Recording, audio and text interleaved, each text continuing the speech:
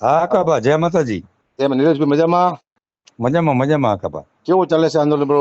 બરોબર ને? આંદોલન જોશમાં પકડી લીધું છે.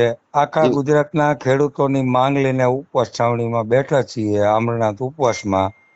તમારા ડાયરાથી ખૂબ ખેડૂતો પ્રસન્ન અને આનંદમાં આવ્યા છે કે ભણનો દીકરો મરદનો દીકરો એક ગુજરાતમાંથી, કલાકારમાંથી એક જ મરદનો દીકરો આવ્યો ખેડૂતના સમર્થનમાં. જી એટલે ખૂબ ખૂબ રાજી હે, ખૂબ આનંદમાં હે. તમે જોયું હતું કે માણસો નતું હમતું, બધું લોક થઈ ગયું હતું, રોડ રસ્તા. જી જી મને માતાજી પ્રેરણા કરી. મને હા વિશ્વાસ, તો મને સાચું બોલવાનો જે મને આ જે મોકો મળ્યો ને, હું ભાગ્યશાળી છું. કારણ કે એક અંદર ગુજવાતો જ કીધું ને, મારે સાચું બોલવું હતું. પણ પણ અકાબા જગતનો તાત છે, અન્નદાતા છે. અન્નદાતાને તમે સમર્થન ન કરો, જી તમે જેનું ખાવ હો જી એને તમે ટેકો ન દો તો કોને દો? જી અને મને વિશ્વાસ છે નીરજભાઈ કે મારી વાત સરકાર સુધી પહોંચે. સરકાર છે ને આનો ક્યાંક ન્યાય લાવશે, વિશ્વાસ છે. કારણ કે ના હવે ના આટલું બધું મોટું થઈ ગયું, સરકાર આપણું ન્યાય લાવશે. ના ના, લાવવો જ જોઈએ. સરકારે જો તમારા જેવા કોઈ કલાકારો છે, સેલિબ્રિટીઓ છે કે જર્નાલિસ્ટો છે, એવા લોકોને મધ્યસ્થી થઈ, હમ આજે માનો કે ખેડૂતો જતા હોય, ખેડૂતની ટીમ બોલાવતા હોય, તો એની સાથે મધ્યસ્થી થઈ સંસ્થાના, કોઈ સારી સંસ્થાના બિનરાજકીય આગેવાનો હોય એવા આગેવાનો, જી ડાયરાના કલાકારો છે કે કથાકારો સારા કોઈ છે, જી એવા એ મધ્યસ્થી બનવું જોઈએ. ખેડૂતોને ટેકો દેવો જોઈએ અને ખેડૂતોના હિતની વાત સરકારમાં મૂકી અને સરકારને પણ સમજાવવી જોઈએ. જી અને ખેડૂતોને પણ જો ગુમરાહ થતા હોય તો સમજાવવા જોઈએ. પણ જી આ વિષયમાં ખેડૂતોની માંગ વ્યાજબી છે અને જી હકની છે. તો જી ખેડૂતો સામે પ્રેઝન્ટેશન કરી અને તમારા જેવા સજ્જન માણસોએ આગળ આવી અને જી. એમાં કઈક રસ્તો કરવામાં મદદ કરવી જોઈએ. તમે આટલા ઉપવાસમાં બેઠા છો ભાઈ, આટલા દિવસ 5-6 થી તમે ખાતું નથી, અને મને આવી પ્રેરણા થઈ. આપણે માતાની કૃપા કહેવાય. અને સત્ય માતે છે એટલે વાંધો નહીં આવે. કારણ કે નિસ્વાર્થ છે, તમે પણ નિસ્વાર્થ છો, હું નિસ્વાર્થ છું. કારણ કે જી ખેડૂત જી માટે આપણે કરી રહ્યા છીએ. કારણ કે મને રાતે ઊંઘ બહુ હારી આવી જીવનમાં. કે હા. આટલા પ્રોગ્રામ કર્યા, મેં પહેલી વાર એક સારું કાર્ય કર્યું છે. અને એ તો નિસ્વાર્થ આપણો કોઈ નથી સ્વાર્થ. આપણે સરકારનો નથી, મને ખેડૂતનો સ્વાર્થ. માત્ર એક સત્ય બોલું છું ને, અને મારા બોલવાથી એટલો પડઘો પડ્યો ને, એ માતાજીની કૃપા છે. આવો અને પધારો. આજે 7મો દિવસ છે ઉપવાસ છાવણીનો.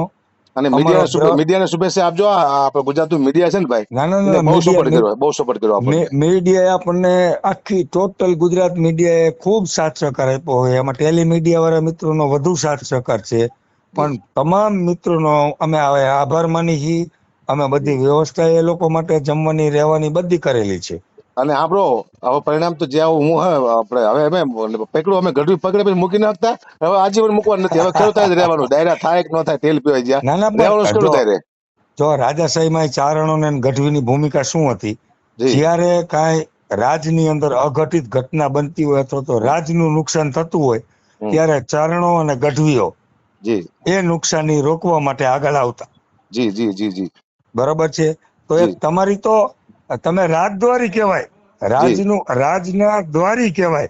એટલે જી રાજનું અઘટિત થતું હોય ત્યારે હમ, હું તો એવું કઉ છું કે તમારા આખા ચારણ સમાજને, આખા જી ગઢવી સમાજને જી આ ખેડૂતોના સમર્થનમાં જેટલા ડાયરા કરે છે ને જેટલાને બોલતા માં હમ, ભગવતીની સોનલાઈની હમ, કૃપા હોય હમ, અને જેના કંઠે સરસ્વતી આવી હોય જી અને માં ખખડતી હોય, એને જી ખેડૂતોના સમર્થનમાં આવવું જોઈએ. એ તો ચારણો તો સમર્થનમાં જોઈ. પણ બીજી વાત એ કરું કે મારી આટલું નામ હતું એટલે હું આવ્યો ને, એટલે મારો આખો ચારણ સમાજ આવ્યો માની લેવાનો તમારે કે આ ચારણ હા સમાજ હા બોલે. હકાભાઈ એક બોલતો, હા, એ તો તમે આખો ગઢવી કીધું કે સમાજ ભાઈ છે. તમે કીધું આખા સમાજનું સમર્થન છે.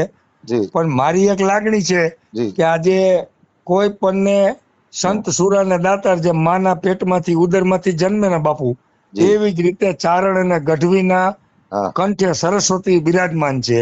તો વાહ નિલેશભાઈ, સરસ્વતી વાળો વ્યક્તિ આવી અને સારી બે વાતો કરે ને, તો ખેડૂતના આ વિચારો હે ખેડૂત હકબા. સાચી આને વાત, તમે સાચી વાત છે. લાગણીના બે શબ્દો કોને જી તોય ભરાઈ જાય.